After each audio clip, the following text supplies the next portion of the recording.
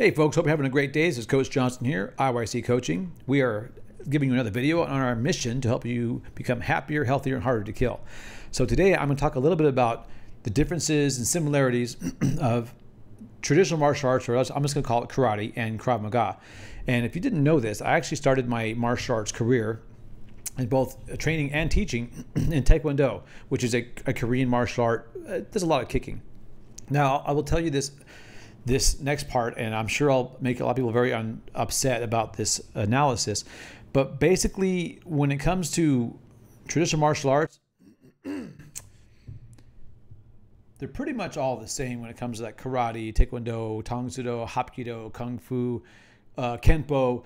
Now, traditional martial arts guys will argue till they're blue in the face about how different they are, how in their style they do the punch with their toes pointing this direction, and another style do the punch with the toes pointing a different direction. They do a block with their fingers open here, or they do a block with their fingers open there. But I'm telling you guys, I've been in this business a long time. Pretty much all forms of karate are going to be very similar, at least for the topics of this video, as far as self-defense skill and conditioning, etc. So let's get into this. So the main differences between karate and Krav Maga are, Krav Maga is not really designed to be a martial art. You're not trying to protect a lineage or tell a family history story. They generally don't wear a traditional type uniform, and they don't spend near as much time with memorizing choreography as your typical karate program. And those are not necessarily good or bad, depends on what you're looking for. So in Krav Maga, our mission is to develop a student's self-defense skill, their personal protection attributes, to a relatively high level in a relatively short amount of time. And every style of Krav Maga, or every branch, if you will, is going to have a different way of measuring that, whether it's a belt or a patch or a colored shirt, or whatever. There's going to be levels of achievement in every system. It's an important psychological thing for humans. Now, your typical karate type program is going to wear generally like a tunic style top where it just folds over, and there'll be a belt that goes with it. Generally it starts with a white belt, and there'll be different colors in between white belt, and there'll be some kind of a black belt, and then there'll be levels of black belt, varying amounts of ornamentation to go along with that. Some styles wear a plain white uniform and with no patches or no adornments at all, and some will wear many different colors and graduate to a satin robe with a 5-inch wide belt with stripes and stars and whatever else. Okay, whatever. That's just how they decide to designate rank and achievement. The strength of Krav Maga, as we talked about in one of our previous videos, is the fact that we cover self-defense scenarios, assuming it's an asymmetric attack, which means that you're probably not the stronger, larger, faster person, and you're probably not the initiator of the action. You're responding to a violent attack, or a potentially violent attack.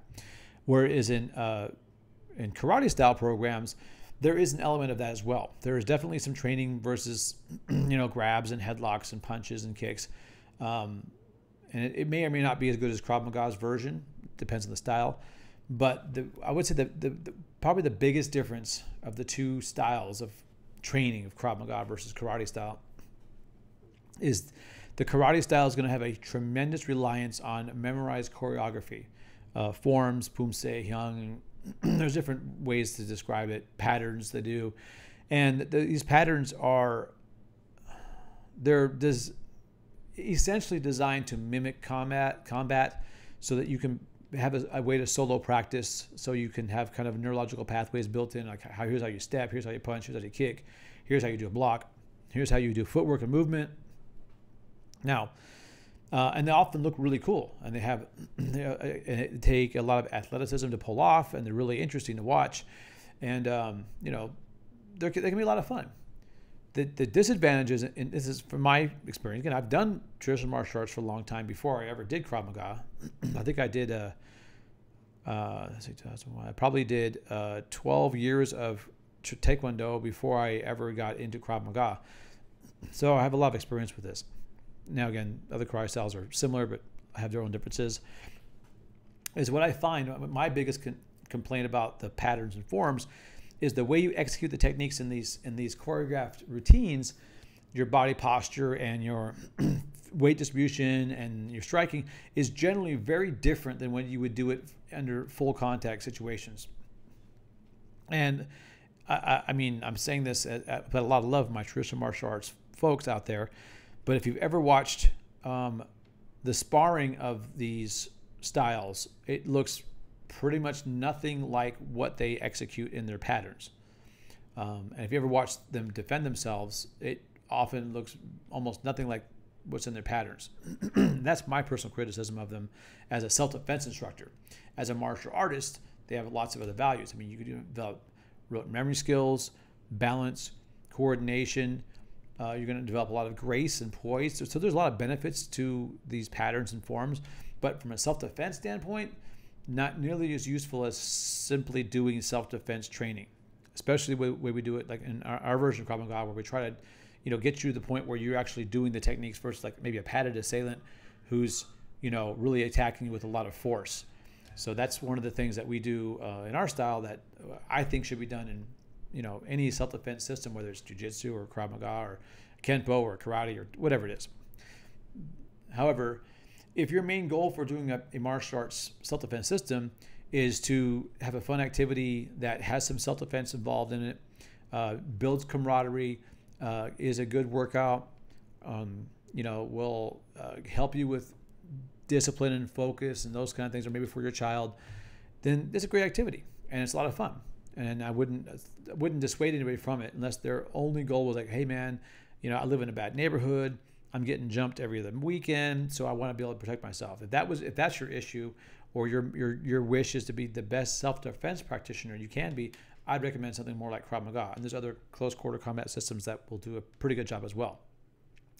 So that's kind of really it. It's basically art versus application in a nutshell. A traditional martial arts program is going to be doing a lot of choreography and memorization of movements that probably are not very realistic as it comes to the application. Whereas in Krav Maga, we spend most of our time working on setting you up to perform techniques in virtually, if not exactly the same way that as you would do them under actual circumstances of self-defense. So I hope you find that useful. And again, I love traditional martial arts. And if I had the time, I would get back into it and I would do it more, but I'm only one person in one lifetime. I can only do so much. So for me, I prioritize my time with things that are more reality oriented. I do Krav Maga, jiu-jitsu, Muay Thai, things that directly translate from practice to application. But there's a lot of beauty and grace in traditional martial arts, and if you like it, fantastic. All right, Coach Jay out. If you found value in this content, please give me a like, subscribe to the channel, share it with a friend. Leave a comment. Have you ever done martial arts? And if you did, what kind did you do? And maybe tell me what you liked about it, or what you didn't like about it. All right, Coach Jay out. You guys have a fantastic day. I hope you have an amazing journey in this life, and you are happier, healthier, and harder to kill.